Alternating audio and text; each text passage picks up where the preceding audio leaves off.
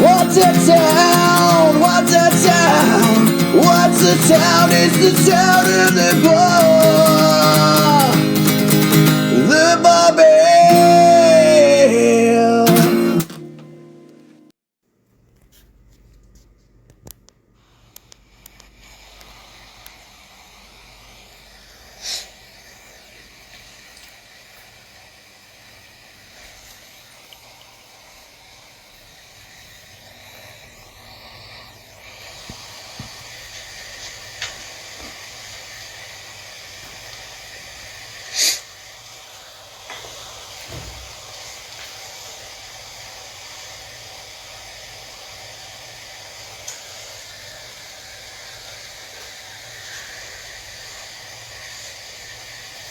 Hey guys, thanks for those of you who joined the live stream already. I'm just waiting for my guest to come online and then we'll get started. Here we go.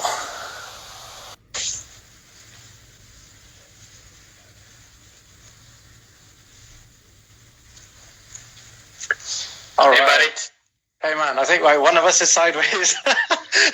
I'm straight up. I'm straight up. Right, okay, let me just switch my phone around. I knew there'd be some technical issues with the first one. Okay, how do I turn this?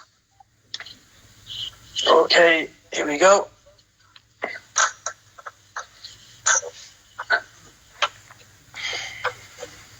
All right. Turn around a bit. There we go. Beautiful. There you go. All right. So hopefully now we're both aligned correctly. Perfect. All right. So thanks for those of you who joined today. This is my first podcast being on the other side of the table, actually asking the questions. So thanks for those of you who have joined. And if you're listening live, fantastic. Don't be afraid to ask any questions if you have any. And those of you who are listening to the recording, again, thank you very much. So without further ado, I'd like to welcome my first guest on my podcast, Mr. Andrew Kacsor, coming in live from Toronto. If you just want to speak a little bit about yourself, Andrew. So just hunkering down in Toronto currently. Do you want me to go over kind of the quick Coles Notes version of my past, or? Yeah, definitely. Let everybody know where you're from and what you've done and your experience and why you're my first guest. Sounds good, Dom. Yeah, so basically I grew up in Toronto, Canada. Always had a passion for ice hockey. Thoroughly loved it, like any Canadian boy would, kind of thing. It's kind of in our veins, if you will. And I grew up playing AA and then a little bit of AAA and then dropped back down. Never really made anything for myself, kind of thing. So was always obviously super passionate about it. Did an undergraduate degree in sports and physical education. And then did my postgraduate degree in exercise science and didn't really know what I wanted to do until I met a professor at my university, which was Guelph Humber, just north of kind of Toronto area. And his name is Brent Welsh, and he introduced me to strength and conditioning and, kind of doing it, with athletes. And so we had to do an internship for parts of my postgraduate degree. And basically what happened was, I ended up Googling strength and conditioning coaches Toronto, like any naive 22-year-old would or whatever. So after that, guys came up like Matt Nichol, Gary Roberts, etc. So, I figured I'd send a couple emails and then, like most people, those guys get 50, 75, 100 emails a day. And they're just whatever. So my dad actually gave me the best advice that still to this day is probably the reason I got with Matt and etc. So he just said, if you want it this bad, you keep pestering him. So I sent him more emails. I actually acquired his number somehow, texted him, and so I was his next best problem, if that makes sense. And for sure. Well, this guy's all over me. I better do something with it. So so I ended up doing an internship with him over the summer, which is high time. In late 2013, I got in touch with him. We started doing volunteer stuff. 2014, I worked with him for the first time, and then I was with him until about late 2017. So, and then I ended up doing a couple things, consulting for my buddies, my buddy Daniel Lepsick. He works in the Del One. He used to be a former player, and he's an agent. And so I ended up doing some consulting for his guys in the Dell, and then this opportunity in China came along in 2018.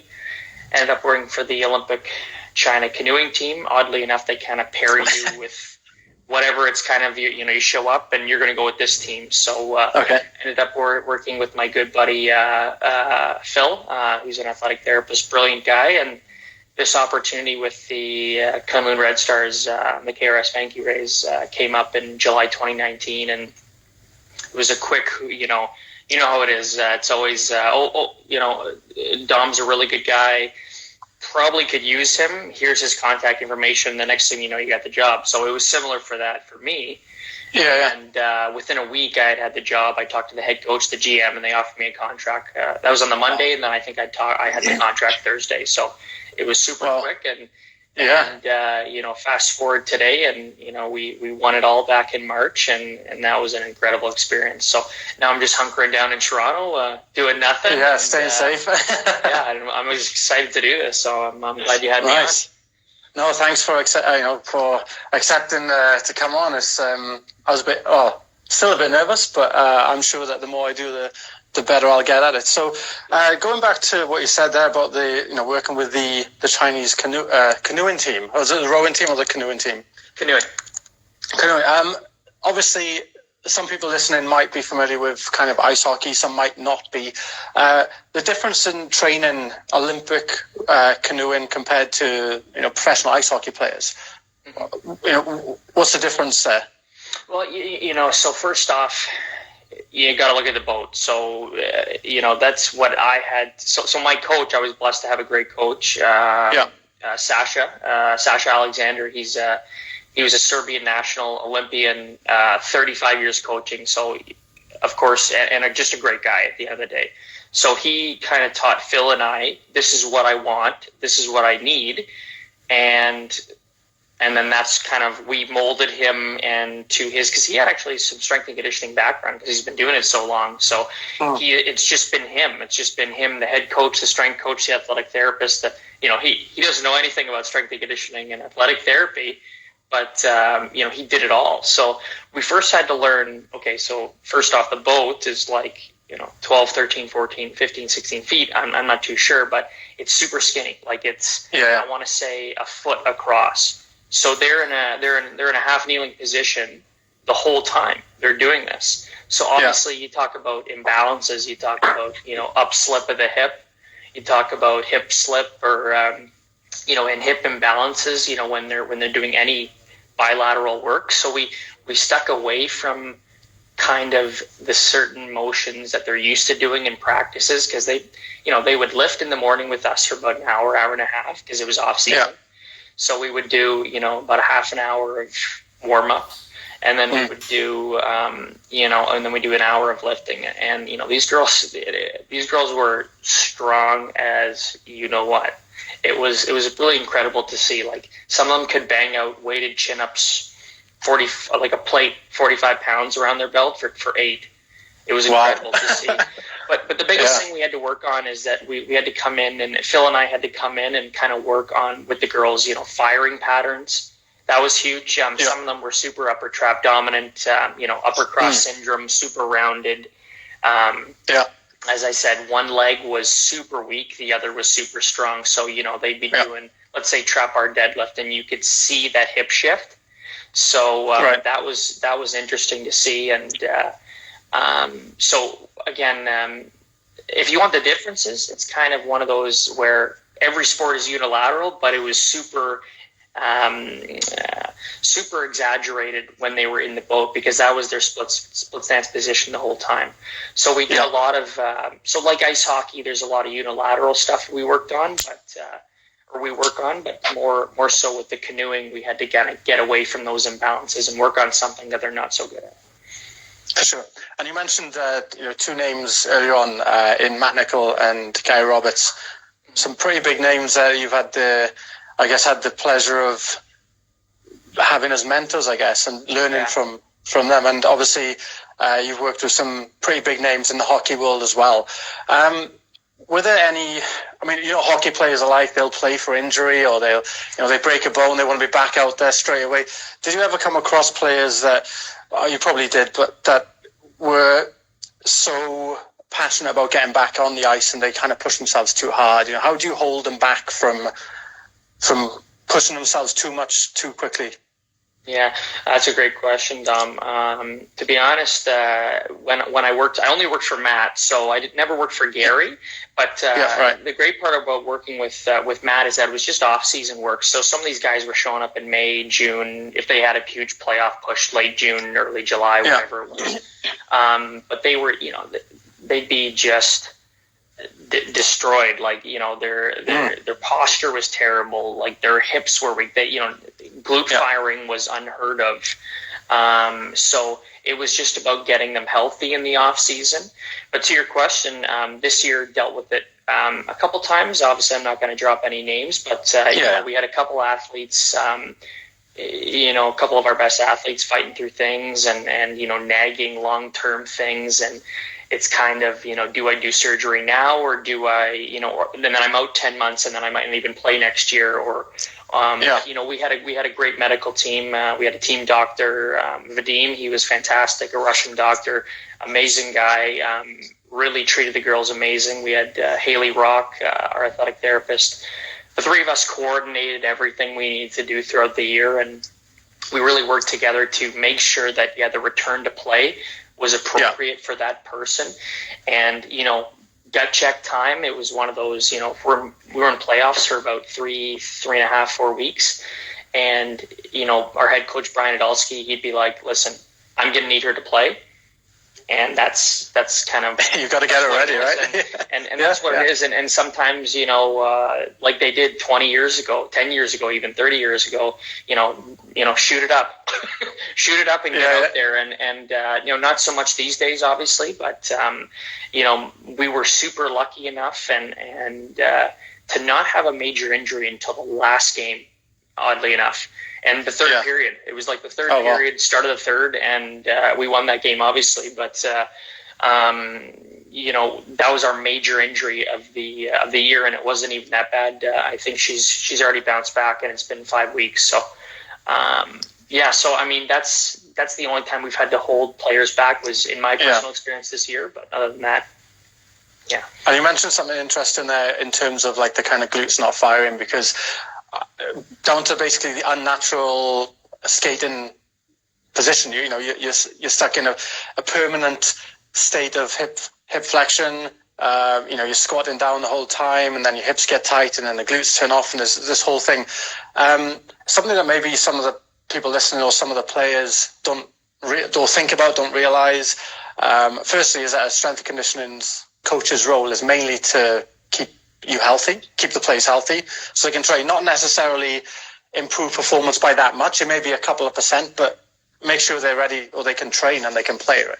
But touching back on the glute issue, glutes not firing, which when you think about it is one of the probably the most important muscle you need for skating, and it's not working properly.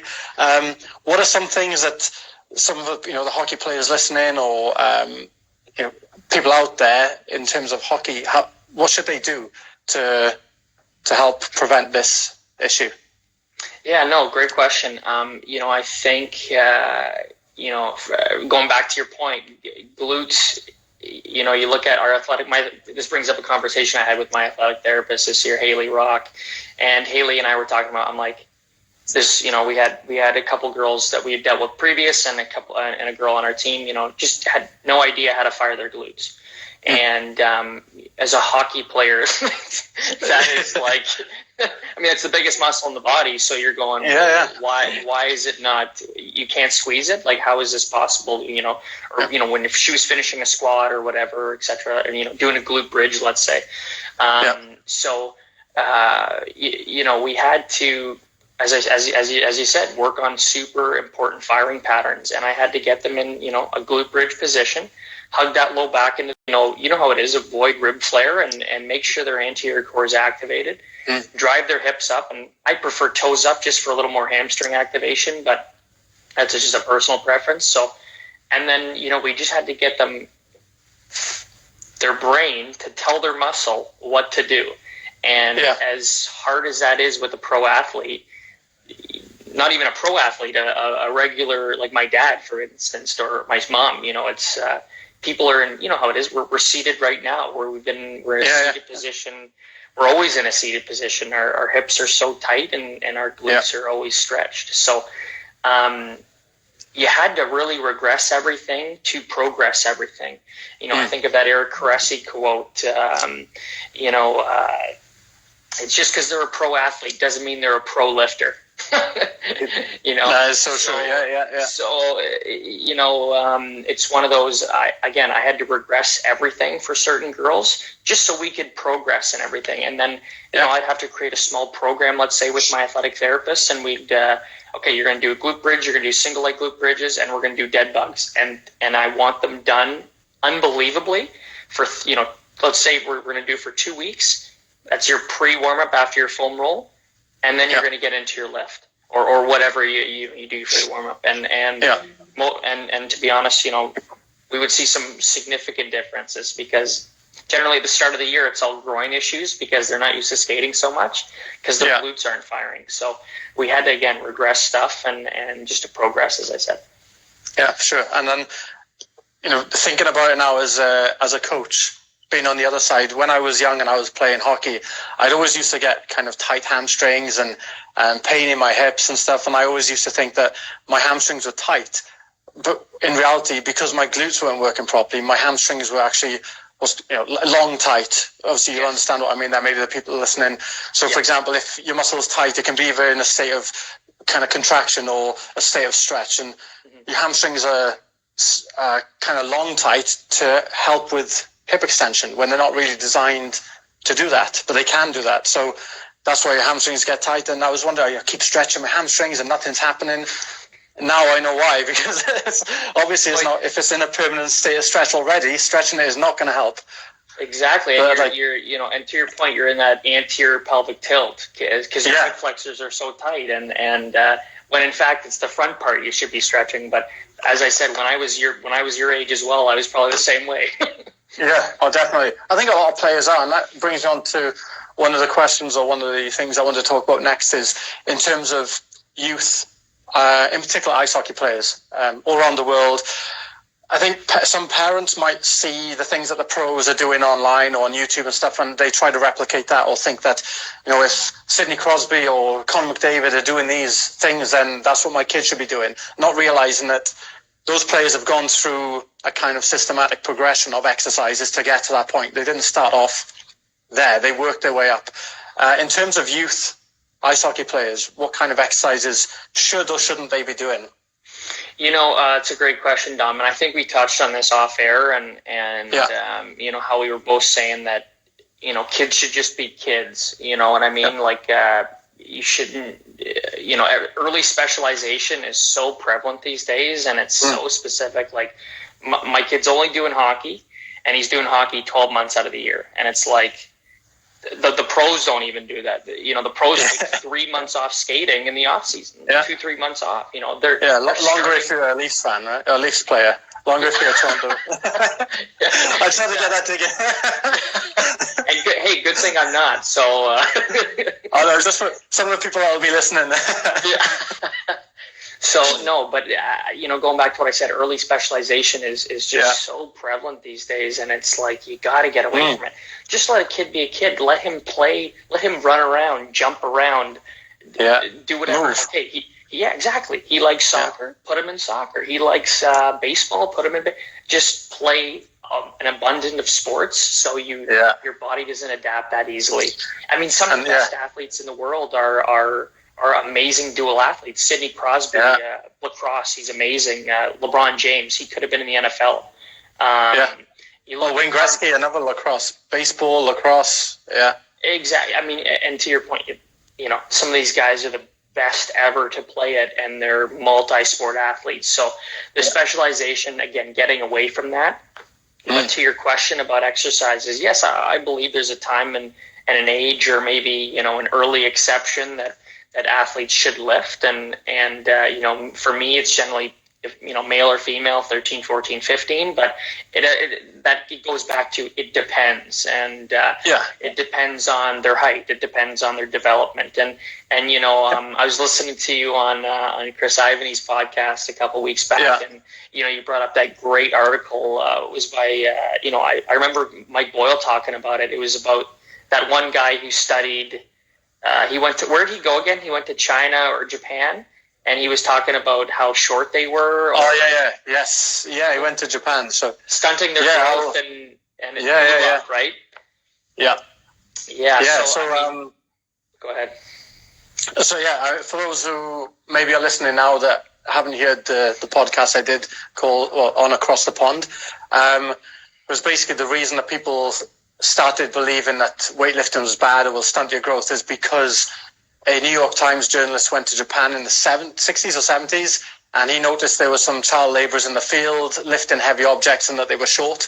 So somehow he came up with this concept that because they were lifting heavy objects, that's why they were short, kind of disregarding the fact that, generally Japanese people as a race are generally a bit shorter than kind of Western Caucasian people anyway.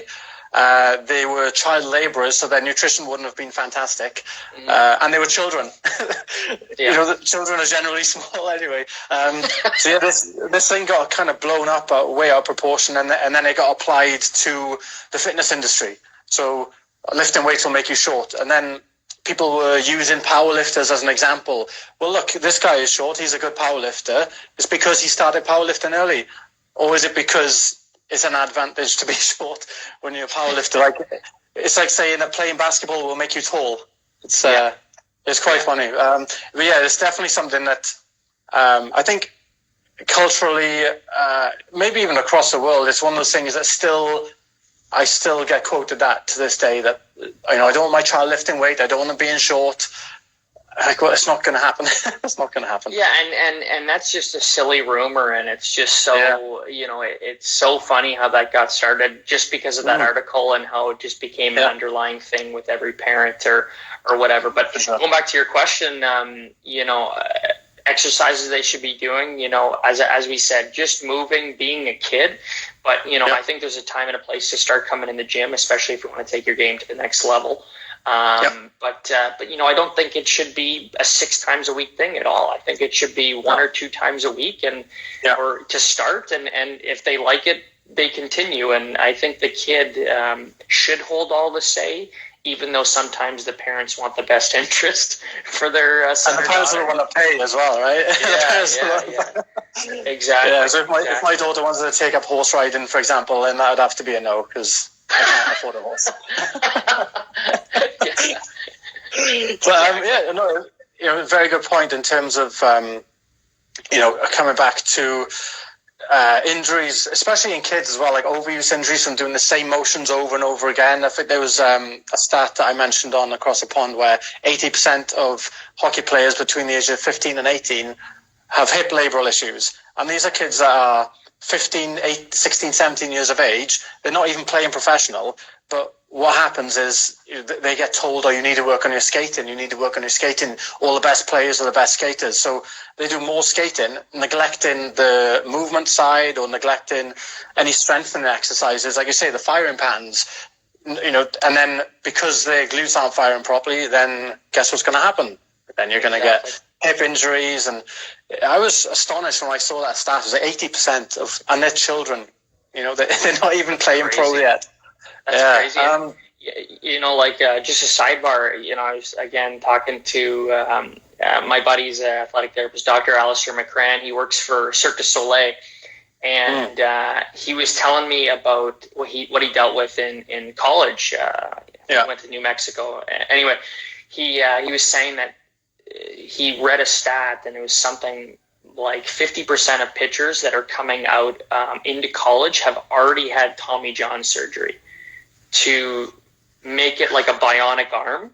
So it was like, that was a super interesting, I was like, so they're just replacing something already to prevent it, but it's already going to get worse because it's not what you were born with. So I couldn't believe that. Yeah, exactly. I couldn't believe that. So it's super interesting how some people are thinking these days. And anyway, yeah. I'm actually coming back to your point about the children not specializing too early, playing a range of sports.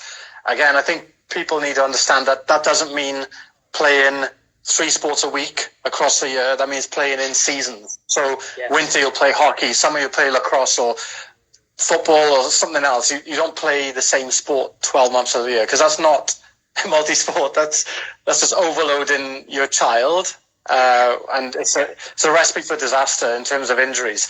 Now, obviously, with moving on a little bit, with the current situation around the world, with gyms really not being open and a lot of athletes not being able to train, or even people, maybe our listeners might not be able to train. How have you managed to train your athletes, or have you been able to kind of train them at all? I mean, you're off season now, but have you been able to do anything with them? So obviously after a big season in the NHL or the AHL and even our league, the WHL, a couple weeks, let them decompress for about 2, 3, 4 weeks, depending on the athlete, of course. And then you can kind of get into, starting again with phase 1 of training. So haven't really chatted with any of the girls because there's so much uncertainty what's going on. But I would say, I was, listening to a presentation a couple weeks ago. Pierre Allard, he's the head strength coach and kind of director of the Montreal Canadiens. And he was kind of saying, these are the 3 different situations we have. And this is probably the 3 different situations that we have with our athletes and the coaches listening to this is, the first one is they have no gym or equipment in their place. So how do I create a program around that? And what do I do with that? And then the second situation would be generally like, okay, you got a treadmill, a bike, maybe a stability ball, and a set of bands or whatever. You have a couple things. Okay, so now how do I make a program around that? And then the third one is obviously they have a full gym or they have 90% of what you have in the Canadian any gym. So then it's how to make a program around that. So I think the best answer is it depends on their situation and it depends on what they can do and how they can do it. And if they have are they in a condo, 600 square foot condo, or do they have a house and an acre of land they can do, maybe street sprints or whatever. So I think, unfortunately, the best answer is it depends. But the general rules, I would phase 1 for me would be hypertrophy and just kind of getting them healthy and and that's just kind of sleeping better. After a long season of all the supplements they're taking and all the late nights, early mornings, I think it's just about all the travel as well, right? Exactly, and sleep is a huge priority. Hydration, as we all know, especially we're at home. Just walking around, you can get severely dehydrated. So keeping up with your water every day, and I think another big one is obviously the nutrition and even the breathing. Just kind of bringing your body out of that sympathetic state, because we're all in that sympathetic state right now. We're all stressed, and we the unknown to humans is awful, as you know. Because we all want to make plans. I want to make plans for the summer. I know you do, and we want to make plans with our athletes. And when does the season start? Okay, now we got to go. So that's good. And in terms of people, just general people that might be listening or watching, do you have any kind of suggestions of exercises they can do at home? I know one of the people that asked the question wanted to know about improving their skating or maintaining their skating power and strength during this time where maybe they can't get to the gym. So maybe some body weight exercises they can do. Do you have any suggestions? Yeah, like any, especially for power, obviously go through your foam roll, go through your activation, whatever that may be. Take that extra. You have all the time in the world right now, so there's no excuse. You can take 10 minutes and roll. You can take 20 minutes and warm up, 30 minutes, whatever, and then get into your lift. And I'd start with a plyometric. Make sure you're doing pogos, or if you're doing dynamic warm up, make sure you're at the end you're including explosive work. Again, you can do some PAP stuff, some post-activation potentiation. So, do a squat and then do a couple jumps or what have you. But if you want to keep that power up, again, like we talked about, just simple firing patterns, making sure you're driving through the hips, keeping the core braced, shoulders are back, chest is proud, chin's tucked, all the basic stuff we say on repeat to all of our athletes. So, I mean, that's such a broad question. It's hard to answer it, but is what I mean. That's the stuff I would start with for sure. Yeah, sure. And sorry, go on. So something that I was doing at home was actually using my wife as resistance. So I'd get her on my back and my shoulders and use her to do some squats, or my daughter maybe if I was doing some exercises. So maybe some people at home, you can use family members as resistance. Yeah, exactly. Or, and actually that reminds me, bands are obviously a great purchase around this time. In the loops around as well, if you want to do some band work, but super cheap and you can use them anywhere. So great, thanks for the reminder. So yeah, sure. And actually, one thing that's happened in Hong Kong over the last 3 weeks is places have actually sold out of bands. So which is a good thing, because people obviously take in more interest in their in the stuff they're doing at home. But obviously, then it's hard to get hold of them. But definitely, like bands, maybe even utilizing or manipulating the tempo, more time under tension, things like that. Exactly. Exactly. And I would say, sorry to cut you off, but I would say, to your point, you get three, you can do 3 to 5 second eccentrics, or especially if their time under tension is perfect during that time, and really anything, especially now that it's off season for ice hockey specific, but really anything to put more load on the muscle and kind of work through movements and try to recruit more motor neurons, and just trying to get everything firing a little better. Yeah, definitely. And I think something that I've utilized personally is kind of putting a towel on the tiled floor and using it for doing like some ab rollouts or slide outs or some hamstring curls, things like that. So anyone that's listening or watching at the minute, if you've got any questions, type them in and either myself or Andrew will answer. I see a couple of people have commented about bands and slides and stuff like that. So if anyone else has anything they want to say, write it up. So I don't really have any other questions as such, but I just wanted to take a minute to thank you again for joining me. I know the time difference is, you're in Toronto, I'm in Hong Kong, it's like 12-hour difference. So I appreciate you coming on and sharing your knowledge and your experience, and and for everyone that's listening, thank you as well. Someone says go Leafs. I don't know, it's my cousin. He's the one I made a comment about earlier, with the Leafs having a nice long postseason. Is there anything else that you wanted to say, or any comments or any suggestions for people that are listening now? You know what? Just thanks for having me on, Dom. I really appreciate it, and it was great to start you off on your podcast journey here. I can't wait to have more guests on. And who do you have up next? Yeah, so I have a friend of mine's brother, Brandon Wong. He used to play in the AHL out of Victoria, British Columbia. So the time difference there is even worse. But that'll be a morning podcast. But yeah, we'll be on with like ex-pro ice hockey player. So we've kind of spoken to the coach side of it. We're going to get a kind of player's perspective.